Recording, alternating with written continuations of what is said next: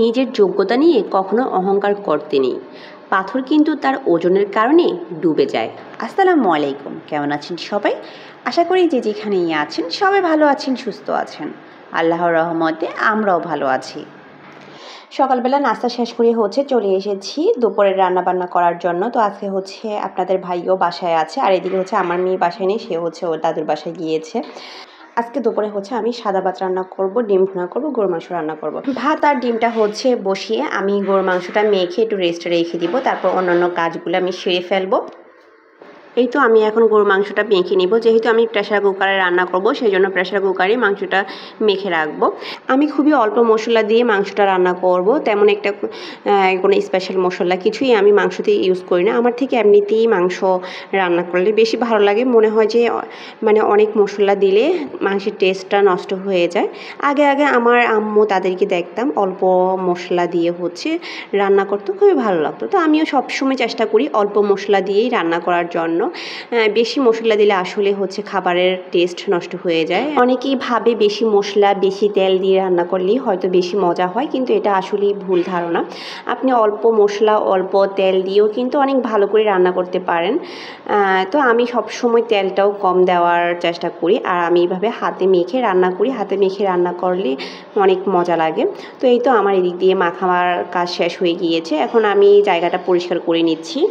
কাজ শেষের সাথে সাথে জায়গাগুলো পরিষ্কার করে নিলে ঝামেলা কমে যায়। আর যদি আপনি রেখে দেন একসাথে করবেন বলে, তাহলে দেখবেন রান্না শেষে অনেক কাজ জমে যাবে। এতে করে আপনার সময় আরও বেশি লাগবে।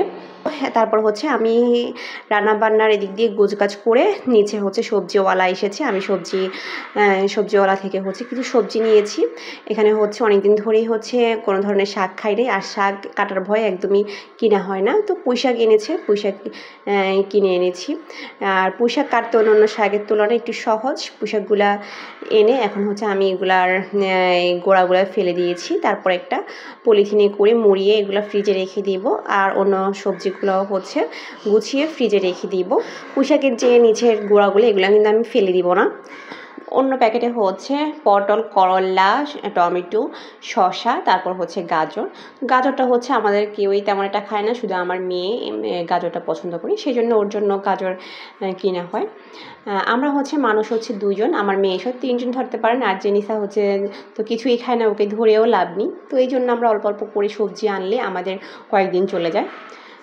করলার পটলগুলো আমি অন্য একটা প্যাকেটে গুছিয়ে রেখেছি। তারপর এখানে শসা, টমেটো আলাদা করে রেখে দিচ্ছি, কারণ এগুলো আজকে আমি এগুলো দিয়ে সালাদ করব, সেজন্য।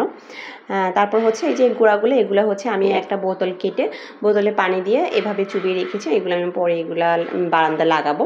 তো সবজিগুলো আমি ফ্রিজে রেখে দিয়েছি। তারপর চলে আসছি আমি রান্না বান্নায়। অন্যান্য কাজগুলো আমি শেষ করতে করতে আমার ডিম সিদ্ধ হয়ে গিয়েছে, ভাতটাও হয়ে গিয়েছে, আবার গরুর মাংসও অনেকক্ষণ ধরে ম্যারিনেট করা হয়ে গিয়েছে। এখন আমি ডিমটাও ভুনা করে ফেলছি, আর গরুর মাংসটাও বসিয়ে দিয়েছি অলরেডি। এই তো আমার রান্নাও মোটামুটি শেষ হয়ে যাবে এখনই। প্রেশার কুকারে যেহেতু আমি গরুর মাংসটা দিয়ে দিয়েছি, বেশি একটা সময় নেবে না। আমরা যেহেতু মানুষ 2জন, তাই তেমন একটা ঝামেলা করি নাই। সবসময় 2-একটা আইটেম করি, 2-একটা আইটেম হলে আমাদের হয়ে যায়। দেখা গেছে বেশি আইটেম করলে এগুলো বাসি হয়ে যায়, নষ্ট হয়ে যায়, পরে এগুলো একদমই খাওয়া যায় না। আর বাসি খাবার আসলে খেতে ভালো লাগে না। তো একদমই যে খাই না তা না, মাঝে মাঝে একটু বাড়তি করে রাখি, করে ফ্রিজে রেখে দিই। এই আজকে যে গরুর মাংসটা রান্না করেছি এটা কিন্তু পুরোটা খাওয়া যাবে না, অনেকটাই থেকে যাবে। তো এটা আমি বক্স করে রেখে দিব, কয়েকদিন পর আবার নামিয়ে তারপর খাবো। দুপুরে রান্নাবান্না শেষ করে এখন খেতে বসে যাব। তো আজকের ভিডিওটা আর বড় করব না, আজকের ভিডিওটা এই পর্যন্তই। সবাই ভালো থাকবেন, সুস্থ থাকবেন, আর অবশ্যই আমার চ্যানেলটা সাবস্ক্রাইব করে আমার পাশে থাকবেন। আল্লাহ হাফেজ।